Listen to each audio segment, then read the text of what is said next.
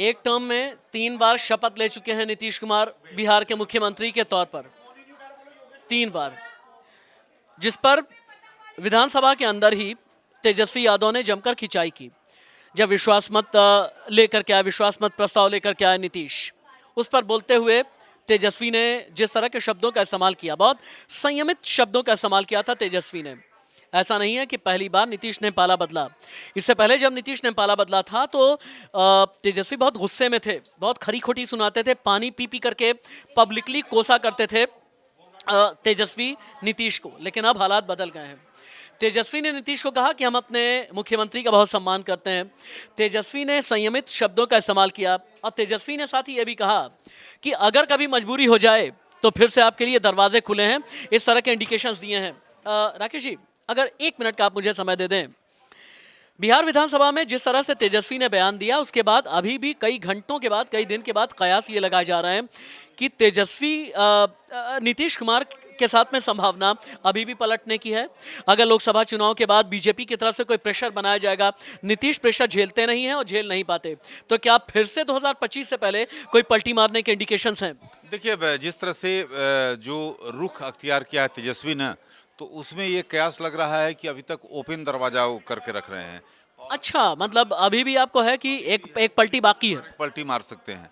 और नीतीश पे तेजस्वी ने देखा है कि वो कोई परमानेंट नहीं गए हैं। जब तक उनकी कार्य उनके साथ सिद्धि होती है तब तक रहेंगे, और जहां लगा कि नहीं भाई ये हमको यूज कर रहे हैं तो फिर चल देंगे। लेकिन सवाल तो ये पैदा होता है राकेश भाई कि फिर तो आपका जो थोड़ा बहुत 6-8 महीने 1 साल का सियासी अस्तित्व बचा है वो भी खत्म हो जाएगा। तो नीतीश कुमार का खत्म हो जाएगा, अगर इस बार मारेंगे तो खत्म हो जाएगा। ये तो अच्छा अच्छा अच्छा, प्रदीप, मैं नीतीश और तेजस्वी को लेकर के बात कर रहा था। तेजस्वी ने जितने कंट्रोल्ड वर्ड्स का इस्तेमाल किया विधानसभा के अंदर, कुछ इंडिकेशन ये मिल रहे हैं कि नीतीश के लिए अभी भी अपना दर और दरवाज़ा तेजस्वी ने खोल करके रखा है।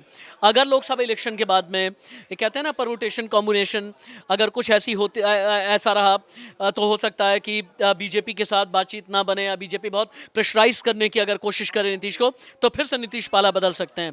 क्या आपको भी लगता है ऐसा? इतिहास तो यही कहता है नीतीश का। इतिहास कहता है, लेकिन तेजस्वी के शब्द क्या कहते हैं? सर, तेजस्वी ने जो विधानसभा में बोला है वो वही बोला है जो जनता के मुंह पे है आज।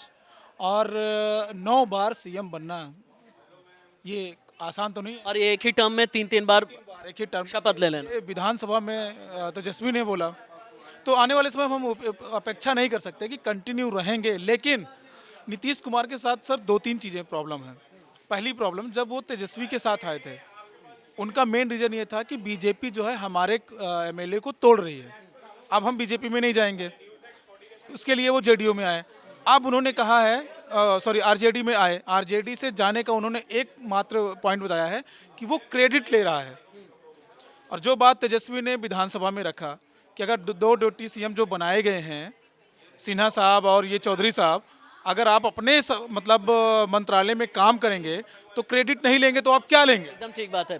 मेरे एक और सीनियर कोलीग उदय प्रताप सिंह भी हैं। इनका पॉलिटिकल एक्यूमेंट बहुत ज़बरदस्त है और बिहार की पॉलिटिक्स को लेकर ज़मीन पर बहुत काम किया है। उदय, मैं एक बात ये कह रहा था कि तेजस्वी ने जो स्पीच दी विधानसभा के अंदर, बहुत कंट्रोल्ड अग्रेशन था। तेजस्वी बहुत मैच्योर नज़र आ रहे थे, बहुत संयमित नज़र आ रहे थे, बहुत पेशेंस के साथ में उन्होंने जिन शब्दों का इस्तेमाल किया, क्या उनके ज़रिए इंडिकेशन ये मिल रहे हैं कि नीतीश के लिए अगले 1 साल में अभी भी दरवाजे अपने खोल करके रखे हुए हैं? बिल्कुल, दरवाजे खोल के तो रखे ही हुए हैं राशिद, मगर दरवाजे जेडीयू के विधायकों के लिए भी खोल के रखे हुए हैं, क्योंकि बहुत से ऐसे जेडीयू विधायक हैं जो नीतीश कुमार के खिलाफ अपशब्द सुनना नहीं चाहेंगे। इस वजह से तेजस्वी ने अपने आप को कंट्रोल किया। मगर हो सकता है कि 1 साल बाद या लोकसभा चुनाव में जो परिणाम आए बिहार में, उनके पश्चात कहीं ना कहीं खेला हो सकता है, और इस वजह से तेजस्वी उनको भी लुभाने की कोशिश कर रहे थे। तेजस्वी यादव समझते हैं कि अभी जो है पाला उनके खेमे से बाहर चला गया है, मगर वह जानते हैं कि लंबे रेस के घोड़े वो अभी भी हैं, क्योंकि अभी भी आरजेडी की स्थिति बहुत मजबूत है बिहार में। काफ़ी लोग कह रहे हैं नीतीश कुमार ने जो किया है उससे काफ़ी बिहार की जनता उनसे जो है नाखुश हुई है, और इस वजह से शायद जेडीयू से अगर वोट छीनते हैं लोकसभा में और जो अगले विधानसभा चुनाव में है, तो वो शायद कहीं ना कहीं आरजेडी के खेमे में जा सकते हैं। अभी बीजेपी के वोट उनके तरफ आएंगे, मगर विधानसभा में स्थिति बहुत अलग होगी। क्या आपका इशारा ललन सिंह खेमे को लेकर के है? जी बिल्कुल, ललन सिंह खेमे को लेकर है और कुछ और खेमे भी हैं जो हो सकता है लोकसभा परिणाम के बाद निकल कर आएं।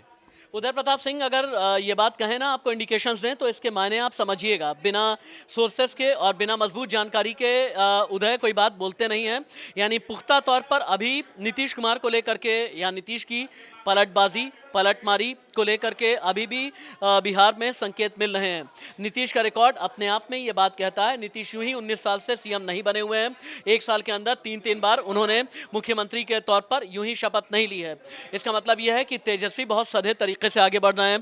तेजस्वी ये जानते हैं कि अगर फिर से नीतीश के पलटी मारने की नौबत आई तो उनके सामने सियासी संकट खड़ा हो जाएगा और तेजस्वी और भी ज्यादा मजबूत हो जाएंगे। नमस्ते।